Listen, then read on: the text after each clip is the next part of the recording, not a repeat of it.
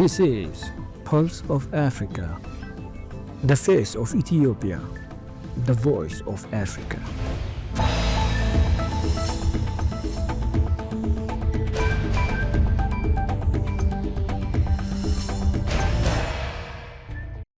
Hello viewers, you're watching Pulse of Africa. I'm Jalani Tesfaye for the main news. First, our top stories for today. Ethiopia and France leaders hold talks to deepen ties.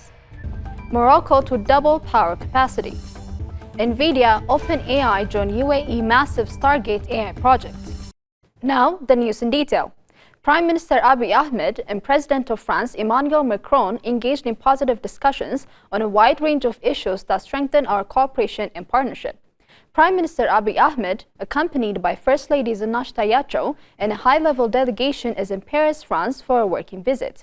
In a social media post, Prime Minister Abiy stated that I appreciate the warm hospitality extended and the fruitful conversations following up on our last meeting in Addis Ababa in December 2024. While our collaboration spans many vital areas, enhancing commercial ties remains among the central priorities, the Premier added. Now to Mauritius. Mauritian Prime Minister Navin Ramgoolam called the new sovereignty deal with Britain over the Chagos Islands a great victory, ending over 60 years of dispute. Signed Thursday, the agreement formally transfers control of the archipelago, including Diego Garcia, to Mauritius, marking a key step in the country's decolonization. This is the culmination of a battle waged by the Mauritian authorities for more than 60 years, marking one of the last chapters in the process of decolonization of Mauritius, which began in 1968, said Mauritian Prime Minister Navin Ramgoolam. It's total recognition of our sovereignty on the Chagos, including Diego Garcia, he added. Shifting to AU. The African Union opposes any effort to expel Palestinians to Africa, Angolan Foreign Minister Tete Antonio said. Speaking alongside EU Foreign Policy Chief Kaja Kallas, Antonio reaffirmed the AU's support for a two-state solution and stressed the Union's commitment to conflicts like Palestine under its non-indifference principle. He noted the Palestinian Authority chair is the AU's only permanent summit invitee. Kallas highlighted EU concerns over Africa's Sahel region and emphasized the importance of Africa-led mediation efforts. She also warned about Russian misinformation in Africa. Moving on to Sudan. The UN has raised alarm over the worsening humanitarian crisis in Sudan as intensified fighting forces tens of thousands to flee. Nearly 47,000 were displaced in West Kordofan this month, while North Darfur hosts over 1.7 million displaced people. Food shortages, rising cholera cases, and power outages in Khartoum are compounding the crisis. Over 25,000 South Sudanese refugees have also entered White Nile State in recent weeks. The UN urges greater access and funding, noting only $552 million of the $4.2 billion needed has been received. In other news, Haitian ministers called for urgent security support from neighbors at a meeting of the Organization of American States as the U.S. signaled it will scale back funding for anti-gang efforts. Armed gangs now control much of Haiti's capital and countryside, displacing over 1 million people. While we remain determined to assist the Haitian people achieve the peace, security, and prosperity they deserve, the United States cannot continue shouldering such a significant financial burden, U.S. Caribbean Affairs Deputy Assistant Secretary Barbara Feinstein said at the meeting.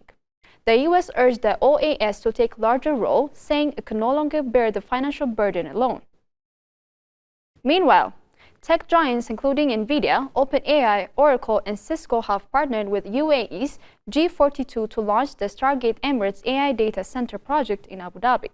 The initiative, part of the new UAE-US AI campus, will start with a 1 gigawatt capacity, expanding to 5 gigawatts. G42 will lead construction with operations beginning in 2026. The project aims to position the UAE as a global AI hub and drive national economic growth. The launch follows the recent inauguration of the UAE-US AI campus in Abu Dhabi by UAE President Sheikh Mohammed bin Zayed Al Nahyan and US President Donald Trump. The story of resurgent Ethiopia and burgeoning Africa is here, only on the Pulse of Africa channel, all the time. Pulse of Africa, the face of Ethiopia, the voice of Africa.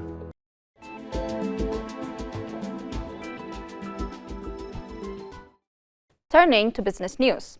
Nigeria is set to invest $1 billion in telecom network upgrades, aiming to significantly improve service quality by the third quarter of 2025, according to Communications Minister Dr. Bosun Tijani. The investment, enabled by a recent 50% tariff hike, will fund equipments arriving from July and support 4G and 5G expansion. The upgrade targets issues like dropped calls and poor internet, with a focus on both urban and rural areas. Finally, Morocco has unveiled plans to more than double its power generation capacity by 2030 in preparation for co-hosting the FIFA World Cup. Energy Transition Minister Leila Ben Ali announced the ambitious initiative during a chemical industry forum held in Rabat. The country aims to increase its capacity from 12 gigawatts to 27 gigawatts, with 80% of the additional power coming from renewable energy sources. The expansion will require an estimated investment of $13 billion, financed through public and private investment. Morocco will host the world's most prestigious football tournament in partnership with Spain and Portugal, underscoring its commitment to sustainable infrastructure and energy resilience. Before concluding, let us provide you with the latest updates on global commodities prices.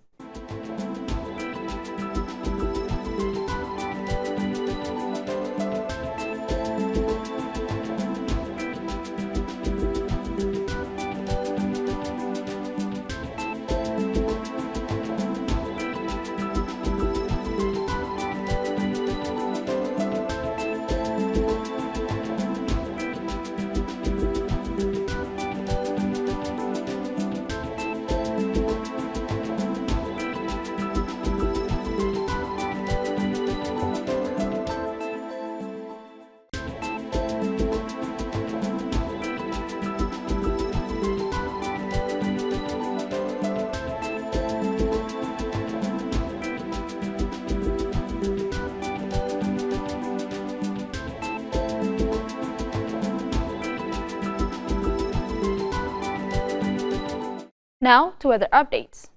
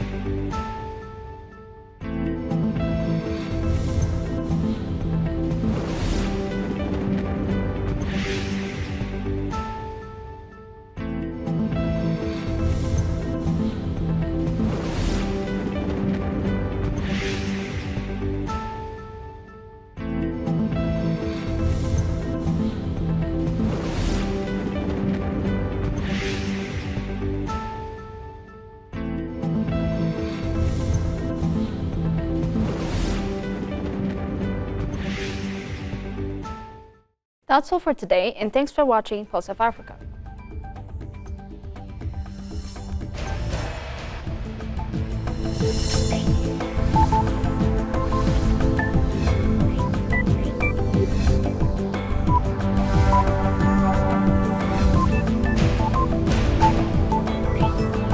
This is Pulse of Africa, the face of Ethiopia, the voice of Africa.